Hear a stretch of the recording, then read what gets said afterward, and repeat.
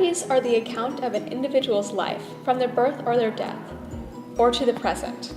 All sources are utilized to discover the character of an individual, retained from memory, written, oral, and partial material. Biography is an account of historical significance and personal perspective. The author will likely draw from their personal values when evaluating the individual's character and actions. A common practice in crafting a biography is writing in unadorned language about anecdotes of the individual's lives, avoiding emphasis on major historical events achieved in the individual's life as the foundation of their character. Because of this, biographies are not placed into the categories of completely objective or subjective.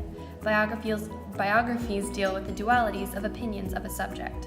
When there's a hiatus in a particular piece of research, the biographer will fill it with imaginative empathy and a personal interpretation.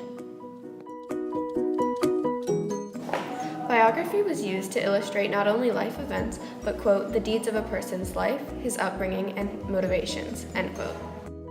While Aristotle was not a biographer himself, his focus on character caused others to focus on this more, and between the 4th and 3rd centuries BC, Greek biographical pieces frequently had, quote, the aim of exposing the truth about a figure's character, end quote. The famous Greek biographer Plutarch displays this in his Parallel Lives, where he tends to list the strengths, rather than the weaknesses, of the individual and writes about specific human problems. Plutarch utilized rhetoric principles and anecdotes to discuss his subjects' personalities.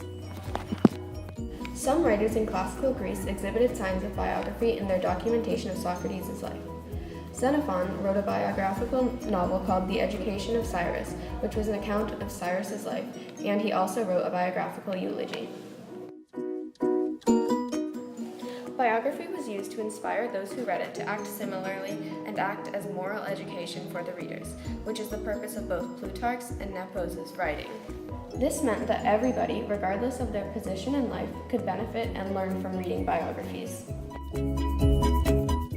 These are two translated examples of ancient Greek biography. Both come from Plutarch's Parallel Lives, which recounts the lives of many famous Greeks and Romans. The biographies included are written in pairs to illustrate overarching similarities between a set of two lives. These excerpts come from a set that includes a biography of Alexander the Great. In the first excerpt, Plutarch uses an anecdote about Alexander's childhood, not only to give readers an impression of his character, but to also provide facts about his life. The emphasization of anecdotes rather than main historical events that occurred during a person's life is a characteristic attributed mainly to Greek biographies. The second excerpt also uses an anecdote about Alexander, but this time Plutarch also names one of his sources, one Socrates, and also mentions Homer's famous epic poem, the Iliad. These inclusions provide historical background and give the biography more credibility. The first image is of a marble bust of Plutarch stationed in his hometown of Chironium.